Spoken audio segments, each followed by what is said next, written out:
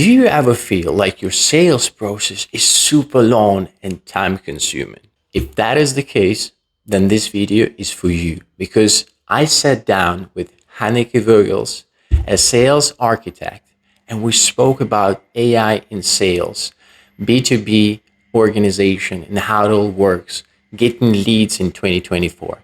So, guys, check out this video. The time codes are there and subscribe to the channel. Enjoy. Guys, I'm super excited to have somebody very special today. Her name is Hanneke Vogels. She's originally from Netherlands, and she is what she calls herself the architect of effortless sales and the author of the book SalesTech. Hanneke, so happy to have you here. How are you? I'm good. I'm good. Thank you for having me.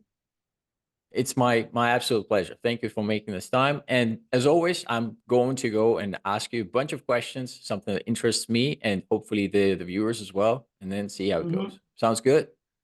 Take it away. Great. So first things first, I made a small introduction, but I really want the audience know a little bit more about yourself. So can you introduce yourself and tell us exactly what you do and where you came from? Okay, well, you already pronounced my name right, which is very hard internationally. It's Hanneke Vogels. Most people call me Hannah internationally because my first name is just a drag. Anyways, I am from the beautiful year of 1982. So I was part of the whole rise of IT, and I've been in sales most of my life, most of my working life. And it's been B2B sales in IT. And one of the things that always stood out for me is the fact that we're always so busy running around and getting everything done. And even though I like working, I don't want it to be like 80 hours a week and doing repetitive stuff and dumb work. So I always search for solutions in process and in tech. And that was like pretty much my secret ingredient in what I've been doing all of these years in the teams that I led, in the sales that I did myself. And then in 2019, an idea popped up to help B2B sales teams to speed up their sales with the usage of tech. So that's where my company Stryfes arrived.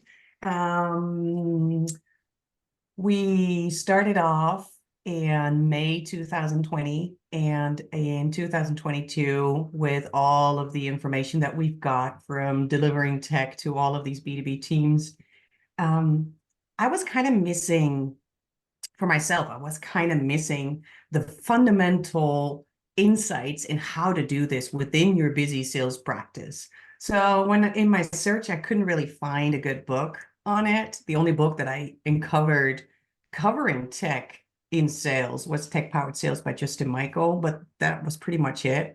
So I decided to write that book myself. That's what you see in the background. It's my book Yeah. in Dutch, published last June, and it's coming out soon in English as well, available worldwide. Yeah, So I'm a business owner. you mentioned the good Sorry. news as well. Sorry to interrupt. You mentioned the good Oh, news yeah. as a manuscript is submitted, I guess. Yeah. Yes, it's submitted to the publisher, and it will take a couple of weeks for everything to be ready, and then it's going to be available worldwide through Amazon. So I'm a business owner. I'm a sales tech expert. I am an author these days, and family-wise, I'm a mom of two. I got twins. They're Wins. Yeah. almost 9, I have to say, Uh, because that's very important, boy and a girl, and happily married for over 12 years, almost 13, and do martial arts when oh, I got really? What do time. you do? What do you I do? do karate and Karate. jujitsu. Oh my, jujitsu as Yes, well. Oh my God, that's crazy. yes. Okay. That's so cool. Thank you so much for this introduction. I absolutely love it. Thanks for sharing all of it. So tell me a little, because obviously we're friends on LinkedIn, so I see you hmm posting a lot about AI and how it's affecting sales, and I think that's important topic at this stage. So can you share how these days AI is affecting sales teams, departments? What are you seeing? What is happening right now? Well, I think that AI itself is a really big tech development going on. It's a really big innovation, a big leap we're taking comparable to the Web 2.0 comparable to the introduction of the smartphone, the PC. So it's a big thing going on. And with that, a lot of people are interested in trying to figure out how they can use it in their work. And the funny thing is that sales has never been very interested in using tech. They have implemented CRM systems, but that's about it. Maybe one or two extra tools, but it's not really a common thing to do, or to actually really understand and use. But now with AI, everybody's talking about it and everybody wants to leverage it because it's so declarative. It just works so much easier. You can use tools so much easier. It can do way more than we were able to do within sales before. So how is it affecting? I think that first of all, it's opening the eyes of many in sales, especially the leaders, that there's a lot to gain from tech. So that's what's happening. And I think that we're on the verge of a change in B2B where we're going from doing more to doing better. And I kind of applaud that. I'm pretty happy with that. So there's a lot of interest in solving issues we weren't able to solve before within sales by using tools that have AI in them now. And can you give like an example from, from going from quantity to quality? Because I think that's important as well. Well, it starts with like the simple things like finding lookalikes. You Okay. have your customers and like having a tool analyze what like the common denominator within your customers and finding companies that look like them. That is like a really interesting thing that you can do now. I think that everybody knows ChatGPT, but also the other content writers, which can help you create better emails, like have different sentences, but also personality indexers. Those are AI that help you identify who the person is you're going to talk to, you're reaching out to, and what kind of tone that person usually likes. So there's so many examples where AI is embedded in tools that help us do our work a little bit faster. Okay, makes sense. And we just touched a bit of like specifics, but maybe you can give us some tips for using AI in sales, like something that, and I think we kind of we're seeing quite a lot of AI tools, and uh, there's like this AI thing everywhere. But I would Mhm. imagine a large chunk of those are not real AI, and they are not that helpful. Like obviously, there's this a lot of interest in Yeah. AI these days. So I'm really curious if you can give us some specific tips for using AI in sales these days, something that actually really works. Okay. Well, you're asking a lot of questions in one. Let's take a step back and see what's happening with AI in sales tech right now. So you can just put a sticker on your tool saying, I've got AI, but nobody's checking if that's actually true or in what capacity, in what form, and how good it actually is. So there's an enormous diversity in the actual capabilities of the AI, ranging from like really early stage AI developments like pre-ChatGPT 3.5 to like full on close to the current standard or even using the APIs from the bigger developers like Google or OpenAI. So like within that, you should be very aware that everybody can just put a sticker on their tool saying this is AI.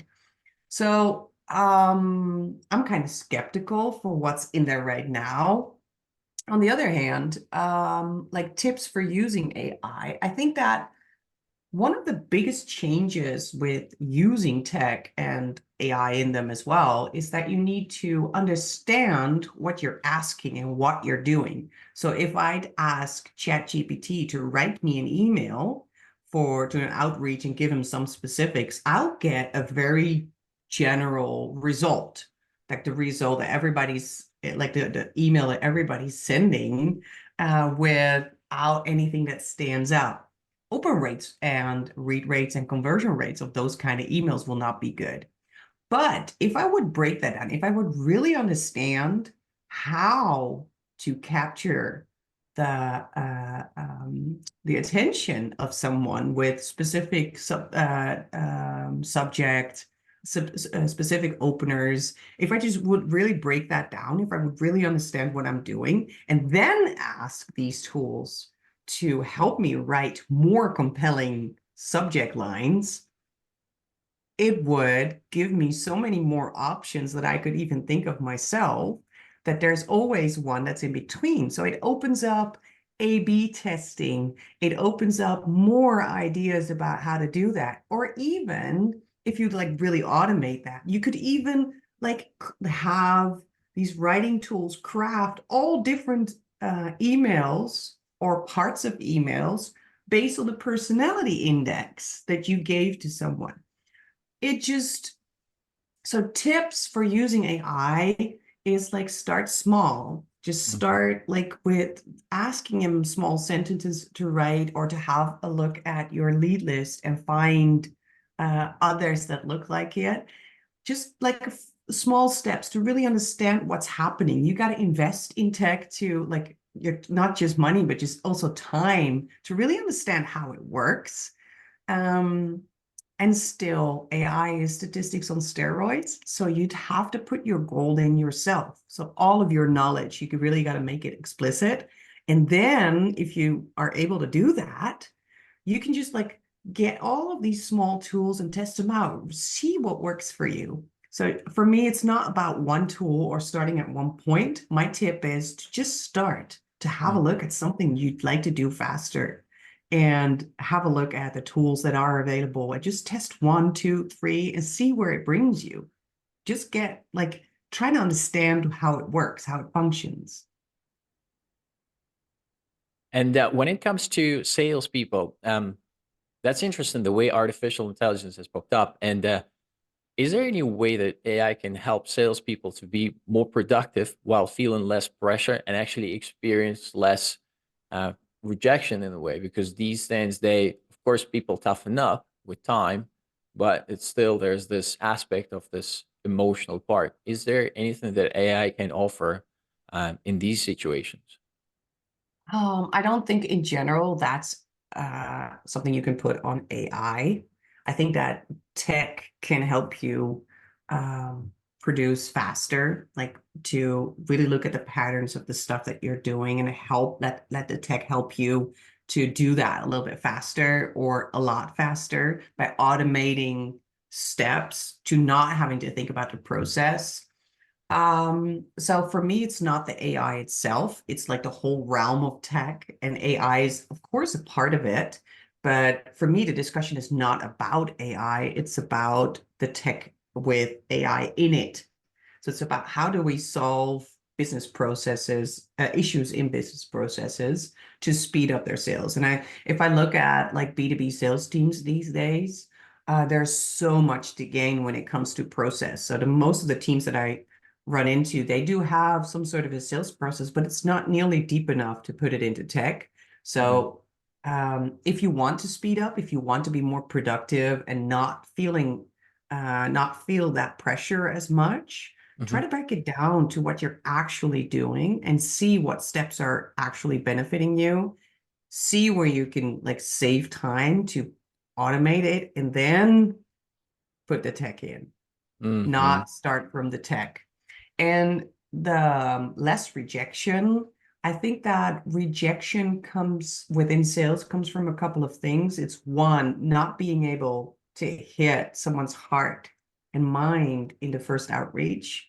So that's a Hmm. lot of rejection you're getting there. Like if you're calling and you have a conversion rate of like between 1 and 5%, let's say you're doing 5% on all of the calls that you're doing, that's still 95% of rejection. That's tough. So most salespeople they really have a thick skin, but it wears on them. It weighs on them. So if you really want to like experience that rejection less, you need to go deeper into what works. It's the psychology of the mind of your buyer, your potential buyer. That's like the realm you need to dive into deep. What are my openings? How do I use my voice? What do people want to hear? Like really get into their skin, what matters to them, understand that you're always interrupting, but also experiencing rejection later on in the sales process. It's about missing signs or missing information to really say what matters. That's, I think that first of all, tech speeds up parts of the process, which gives all of the sales more time to do the actual conversion. So Mm-hmm. tech is never going to solve conversion issues if you don't put the gold in it. So it's a thing that follows each other. Tech gives you more time, and with that time, you could be more effective. You can have those conversions up, have the quality up, but that requires you diving into how buyers buy and how they are alerted to what you're selling, what it matters, and like really dive deep into that. Yeah, thank you. That's a very, and I think the way you mentioned the like the way they do not touch the mind or the heart itself, like probably some of it comes from also product market fit, because I find that to be very, very important, and people really need to spend more time on understanding what the product is and what does it fit. Is it something Yeah, you it's not observe as just, well? yeah. So product market fits, product market combinations, and the whole storytelling around it is in most companies, what I see is that most B2B companies don't just have one thing they solve, they have a whole range of products. And for every product, you'd have a product market combination and a storyline. And you'd have to go one layer up to see, okay, Hmm. where does it all come together? But what you usually see is that they only have one on top. So for the company, but buyers are not interested in another company. They're interested in problems to be solved. So one of the things that I do think, and AI can help you with that as well, to dive deep into different industries and like smaller segments to figure out what really matters to them, what their problems are, and how you would connect with that with your solution. I think that that also helps for people to be more effective on outreaches, but also on the sale itself. Hmm. Yeah. Thank you for sharing. This is really these insights that they are very they come from a different angle, and for me it's super Yeah. interesting. Thank you so much. Yeah, but for most B2B companies, this is actually a really big issue that their go-to markets, like in general, like all of the material that salespeople have on on how to like lure their customers in, it's not complete. It's not deep enough and it's not structured enough. So it's harder for people to like actually know what do I need to, how do I need to find triggers? And the good Hmm. ones know. So the good salespeople have a knack for finding pain, trigger. How would I find that pain? So I call it trigger. How would I find that? And the connection with the solution. And it Hmm. always starts from that buyer, not from your own product. You'd have to work all the way to back to where the buyer is working on. And there you can connect to the mind and the heart. I love it. It's so good. Thank you, Hanneke. Um, when it comes to, oh, I really like that. I'm really curious to hear what you got in this. Okay. What are the most effective strategies for generating high quality leads in 2024? How's that? That question is huge, Artem. I know. That That's one's why I want to ask. huge. Yeah, yeah, I love it. Okay. I love it because this. So, I'll explain what I'll ask it. First of all, it gets the okay. search volume, so people are interested in this, and then Yes. because your perspective is so different to what all these other YouTube people tell us to do. So I'm really, including myself, so really interested in what you have to say, especially given our previous conversations when you shared the stuff Hmm. about your book and in the inbound and LinkedIn as well. So I'm really, really curious what you have on this. Okay. If I would lead a sales team today, or lead a sales and marketing team today, because I always think that they belong together, I would do a two-track strategy, maybe even three-track.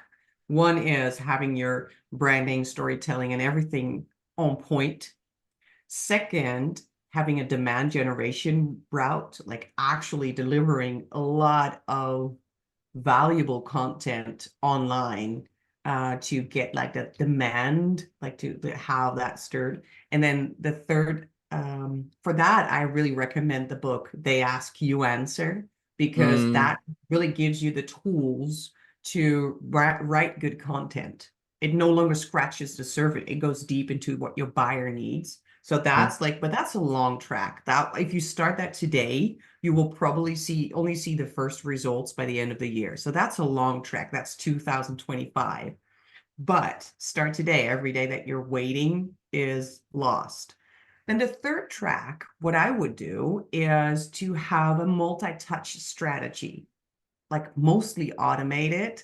I would like do socials, combine social selling, email, and calling Mhm. to really get into contact.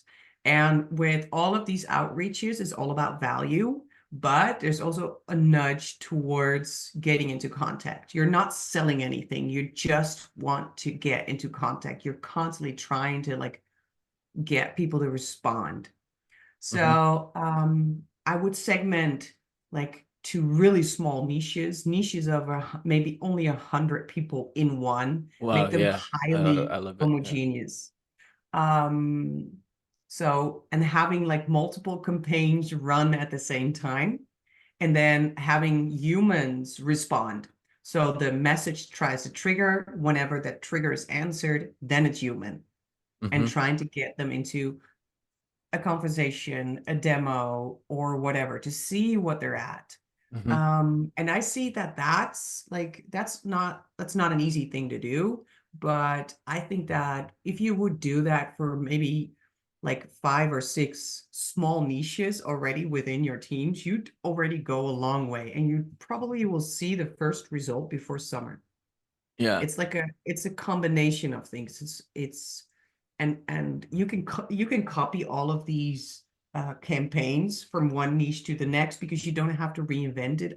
I do A/B testing on everything and Mm. see where you would be able to evolve.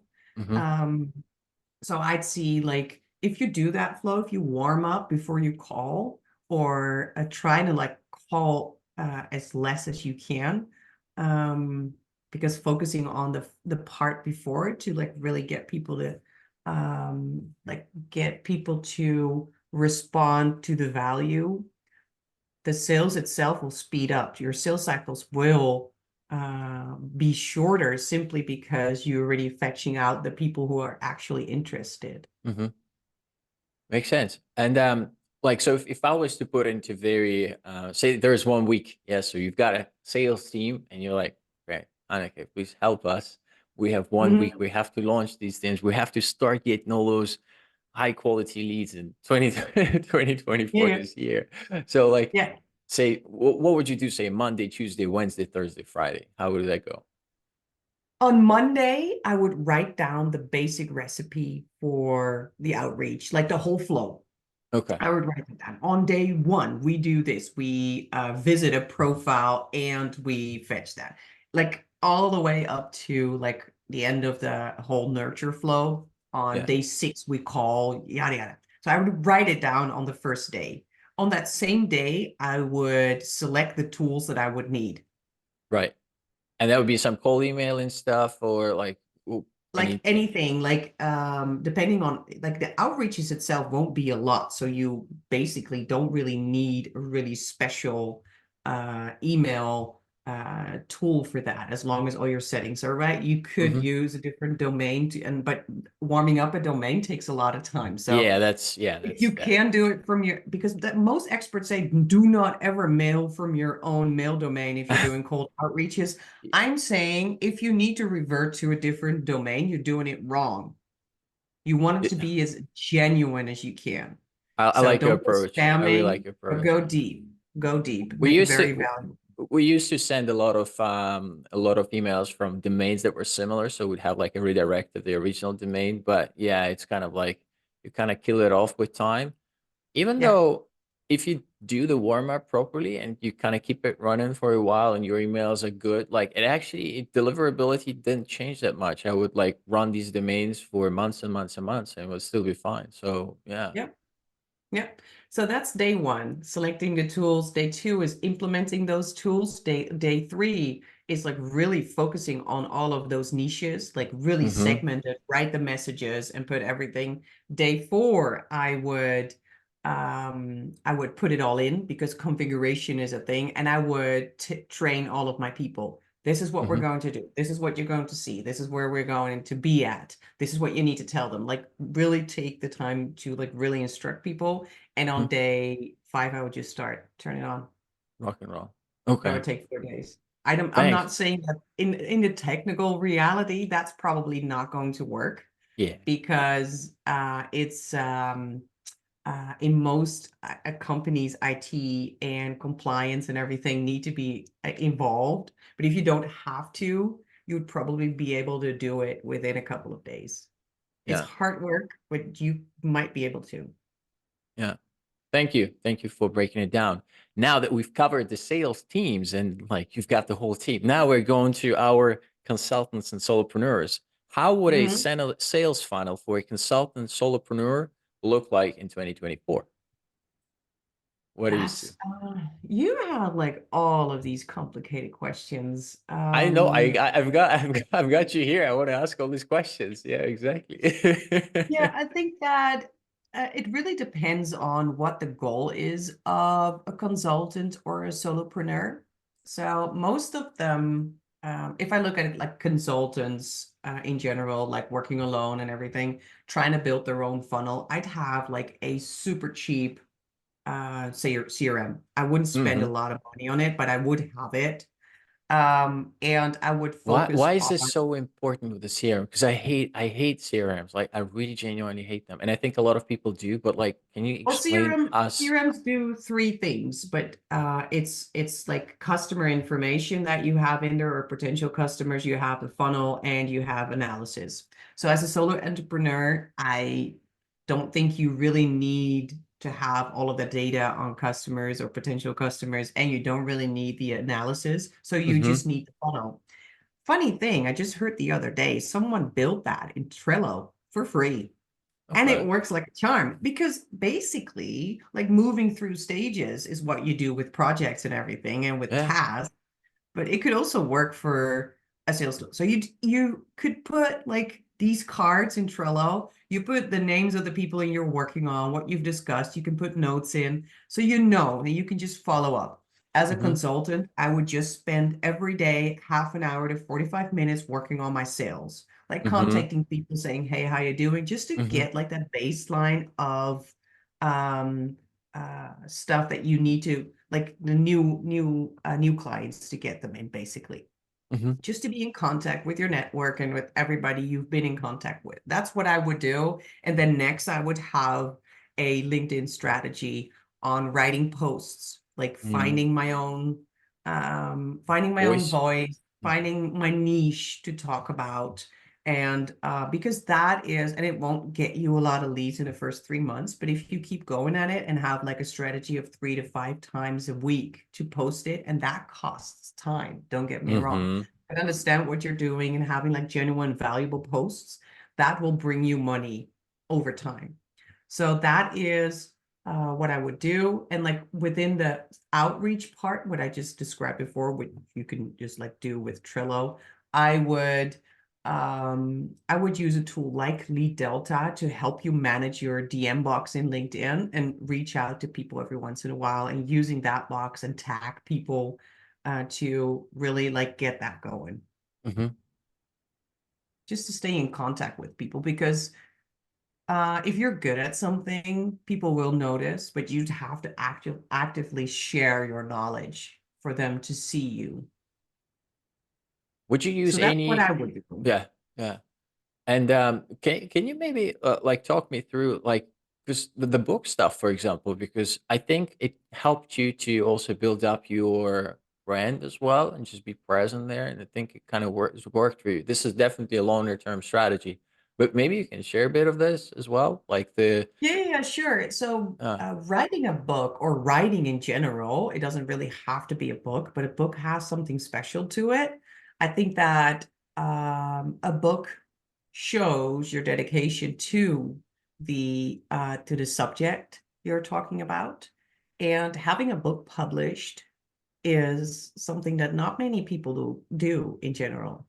So if you want to be an expert on something, try to bring something new to a profession. If you feel like you have stuff to say, a book can help you establish your expertise. It did that for me because I mhm. have a book out and it's selling well. People are talking about it. That just brings a whole new level of like being an expert.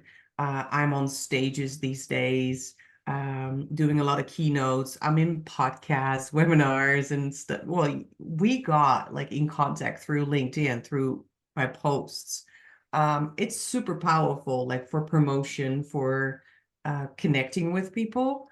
And that book just gives it a different realm. I'm the only one in the world who wrote a book on SalesTech for the entire sales funnel. That means something.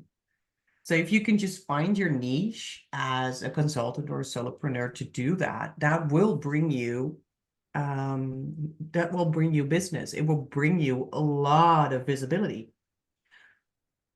Great. It's a Thank you. process, though. It's not something you just do on a Sunday Yeah, or the afternoon. weekend. Yeah, yeah, yeah. I keep seeing these ads on YouTube right now. Yeah, you can write a book in 5 minutes, and it gives you all the images and all the illustrations you need. Okay, yeah, good stuff. Yeah, it's not going to be um, good. Next question is actually about, and correct me if this question is actually incorrect, but anyway. So, how to build a sales tech if you are a solopreneur or a consultant? Um, I wouldn't make it too complicated because as a solopreneur, having a sales machine is all about process. It's all about having systems to do it in a Mhm. larger team. As a solopreneur, you don't really need that. You're not a big team, but tools can help you speed up your work so you can do more work while while you're alone. So, and I think that as a solopreneur, I wouldn't recommend like buying a lot of tools, but just have a good subset. So it having a CRM that CRM, also yeah, helps you CRM like always. do, yeah, just help you do stuff, Hmm. like and hold all the information, like sending newsletters, those kind of things. And I think that HubSpot or Zoho are Hmm. really interesting ones to do that with. Not that expensive and works like a charm. Um, So CRM I is the think number that one. Anything? What is next? Anything else? I would want to connect a LinkedIn outreach tool at some point. Some of them are not allowed, some of them are allowed. I would do that. I would have authored up for my content scheduling and making it look good. I'd Right. have Canva for all of my visuals. That's what I Yeah. would have. It's super Wh- accessible, super cheap, but you can Where'd you really get make. your AI images? I'm really curious. My AI avatar that people see Yeah. around all the time. I use that one for in-depth sales tech posts, and it really stands out because it looks like me. I even wear the same kind of turtleneck and Yeah, it's so my good. Yeah. glasses and the freckles. I created that with Dolly on ChatGPT. Right. So it's just ChatGPT. And I think that as a solopreneur, have a subscription to ChatGPT because it just helps you not only in the sales and marketing to like think of something, but it also helps in my work. So if I have to prepare workshops, I always ask Chat, what would you ask in my workshop? And I get like new ideas. So that's just ChatGPT is amazing. Right. Alternatives, I don't really use Bing and Bart and or Gemini now. Right. I'm already hooked to OpenAI, so Yeah. that's for me. But alternatives might work for you too. And I think that in general, as a solopreneur, you also have like the delivery of all of your services. Have a look at what's integratable. Having a good tool like a planning tool like Asana or Monday and connect it Mm-hmm. smartly with tools. So I use Mural a lot, which is a Mm-hmm. whiteboard tool, but I have an integration with Asana where I can just like create sticky notes, and that will transfer to being items on my to-do list. Right. That just like those kind of smart little things really help you. Yeah. Just take, as a solopreneur, take 30 minutes a week to just pick out one thing in your process and see if you could automate that. Or speed it up. I love it. It's very, very, yeah, it's like small steps, improvement. And yeah, I like it. Just spend time on the improvement and you will get there. Have a look at tech, have a look at your process. 30 minutes a week is not that much. You can do it on your couch at night when your partner is watching Netflix. Just it's a really good investment. Yeah, go watch some Netflix. I'll do the I'll speed up Exactly. my funnel. Yeah, go away. Yeah. I really like it. So you are, I absolutely love it the way you call yourself architect of effortless sales. So Yes. what is the secret of making sales effortless? The secret of making sales effortless Maybe is to there's like really, a short-term and long-term perspective. Sorry to interrupt. yeah, and that's okay. The secret is to really think it through. So I think that a lot of times within our job, we are working in the job and working on the task that we see before us and not like taking a step back and analyzing what we're actually doing and how we can speed that up. So for me, effortless sales means that you just trying to like automate and make things easier for yourself and for your teams as much as you can. It's like it's a mission, like to every year to have improved so much, like 1% every day. Just make it better. Just introduce new tools, do things a little bit differently, analyze what your customer needs, skip out all of the stuff that doesn't like really help.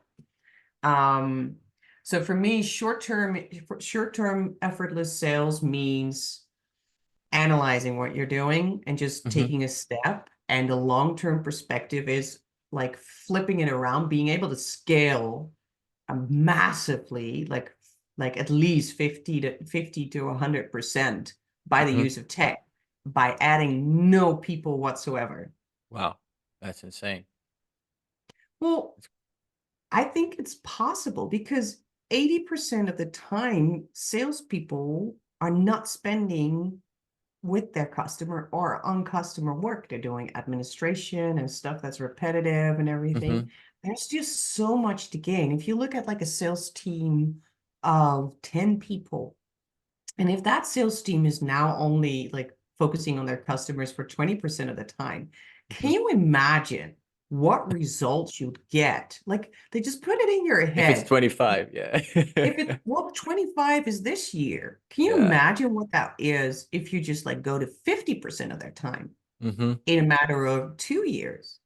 And I've seen it happen. I've been doing it myself within my teams. Hmm. It's like it's absolutely possible, and it's not that hard. It's just a mission. It's just one basic principle that you need to apply whenever you run into issues, because that's usually the biggest trigger. How can I make this smarter? Not how I can solve this. How can I make this smarter Hmm. without like use a tech, invest in tech, but also in the mindset of you, like it is a part of my um, tool set to like speed up my sales. It's absolutely possible to get to that effortless part. Absolutely.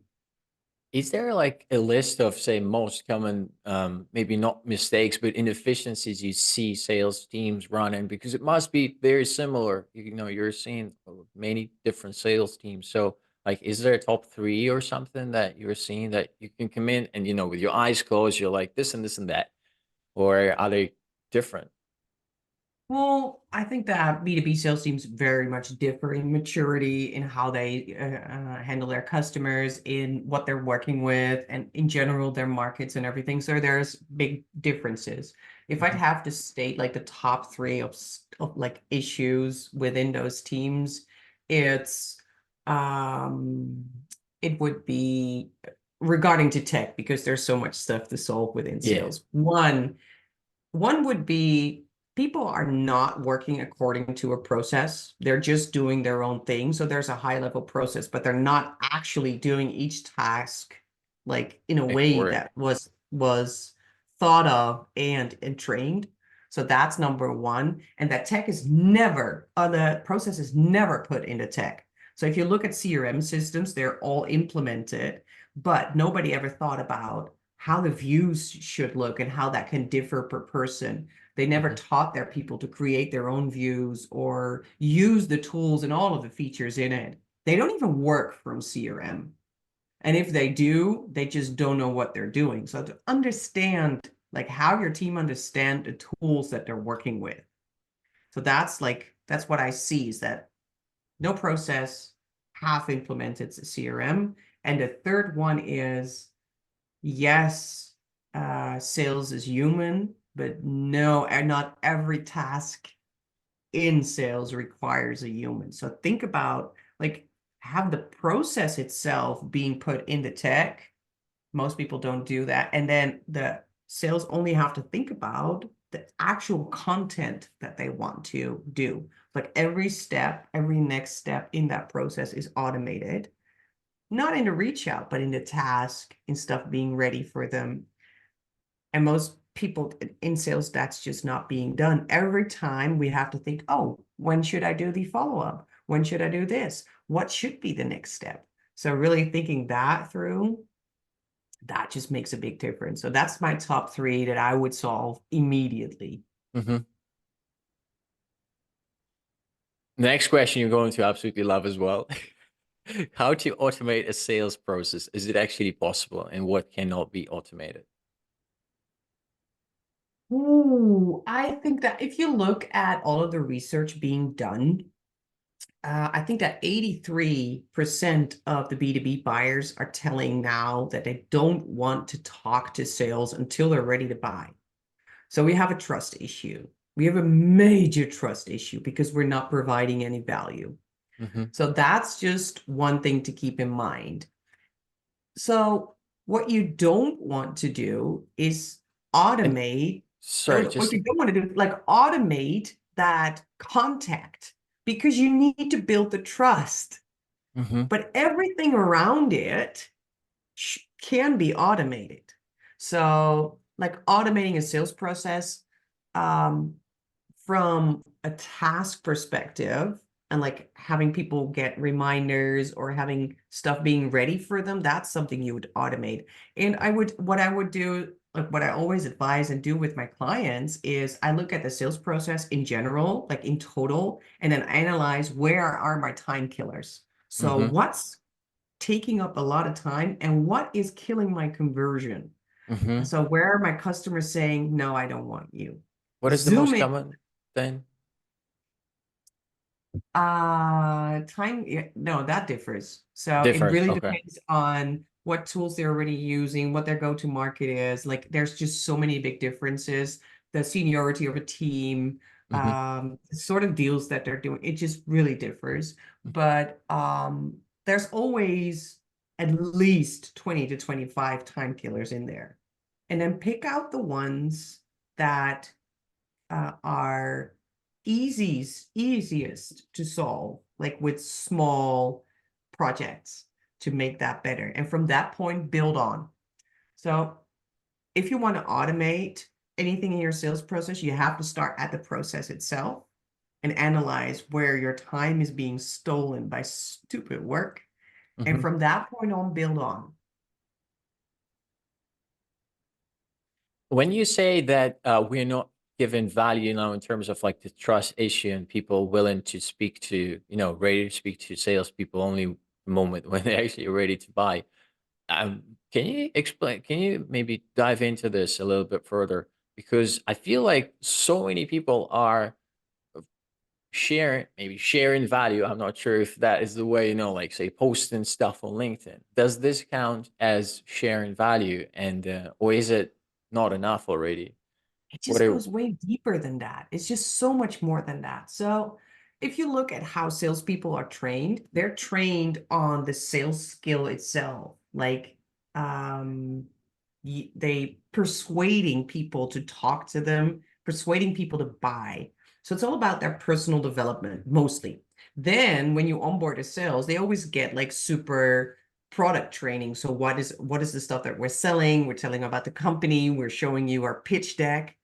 But what they're lacking is telling them how their buyers buy, what Mhm. alternatives they have, like to share how that market works. So I think that have a look at how salespeople score in their posts online and in their outreaches on LinkedIn versus people who are called consultants. Right. Consultants are believed. So they are already a consultant. So don't go change all of your profiles into consultants right now because that's not going to solve it. But it's not like buyers within B2B companies don't want to solve their problems and don't want to buy. They just don't want to be pushed. They don't want to be having like hearing half a story and only about the products, like the feature selling that a lot of sales still do. Mhm. Like if a junior sales reaches out to CEO of a company of 200 people, what value does that person have to bring in that phone call? So we only train people on the surface and the rest they have to uncover themselves. But to actually provide the value, like you have to know way more than just the product and being excellent at pitching your company. It is like touching that potential buyer with something you say or a really smart question you ask that they haven't found the answer to. Mhm. I'm always looking for blood as sales, but in order to look for blood, something where it bleeds within a company, you'd have to understand their dynamics. So that Yeah. means you need to understand. So you need to understand economics. You need to understand their specific market, what the challenges are, what the alternatives are, what they can buy, who your competitors are, what the cost of doing nothing is. Like understand the dynamics.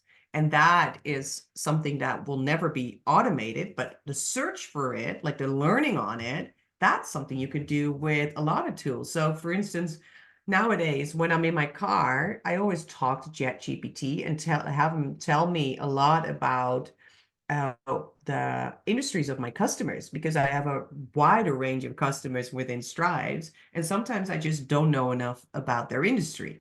So I just talk to ChatGPT and have him tell me, okay, what are the most common pain points within this industry, what's happening here, what are the legislations that have changed, like anything I can come up with, tell me, educate me on that specific industry. That helps me to bring so much more to the table because I cannot know everything there is in the world. I cannot know every industry, but I can teach myself. And that teaching part just got a lot Mhm. easier with tools like ChatGPT.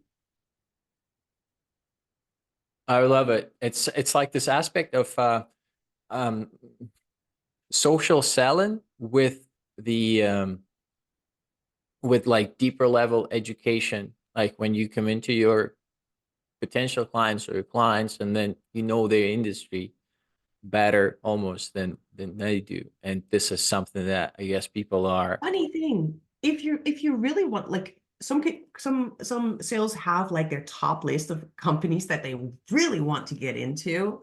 Mhm. You can have an actual conversation where ChatGPT is doing a role play with you. So you can instruct him and Oh, tell I him, love it. That's I so want cool. you to be the CEO of this and this company, and I'm gonna call you, you're gonna pick up, and we're gonna Yeah. have this Oh, conversation. that's so So you cool. can just like actually train yourself in doing that outreach. That's just amazing. Or doing the That's the crazy. meeting of your life. Every once in a while as a sales, you have like that one meeting that year that matters. You really want to rock that one. You can practice it now. That's so cool. Like act as a CEO of like whatever company it is, and then just go. Exactly. That's insane. I love it. Thank you for sharing this. And I think this aspect of education, I also do this.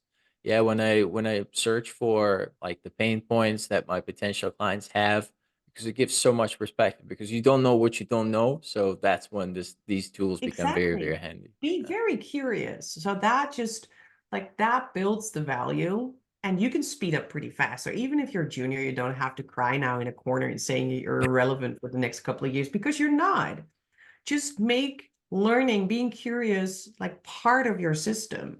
Like all of us were curious as kids. I can see I have young kids myself, and I see with them how curious they are. So every question that they ask me, I always answer with, that's actually a very good question.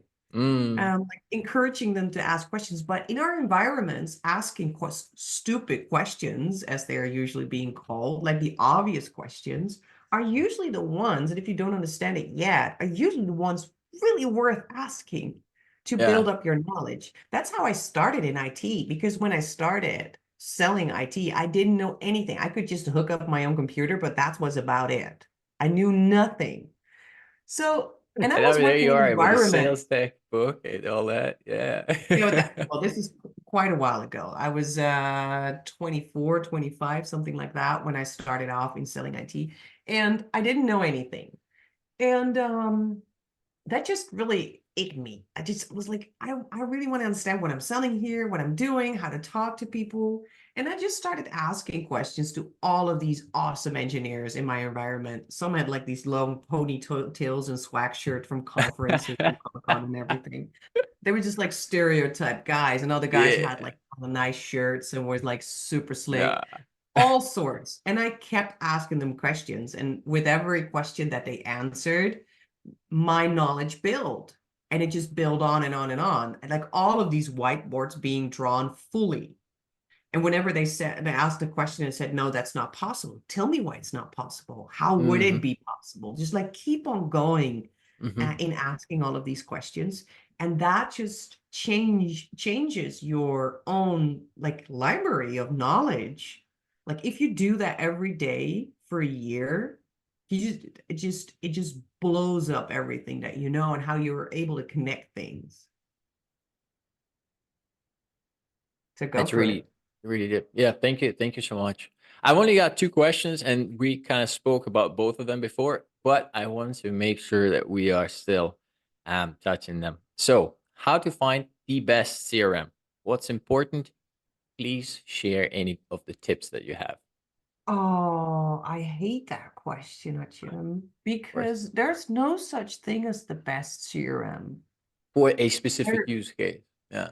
it really depends on where you're coming from. And I have my favorites, of course I do, but it's just, it really depends. It just depends. And in general, if you look at the market leaders, like the big ones, like the Salesforce, HubSpot, Microsoft, Zoho, Pipedrive, like all of these big ones, they're all good. They're good tools.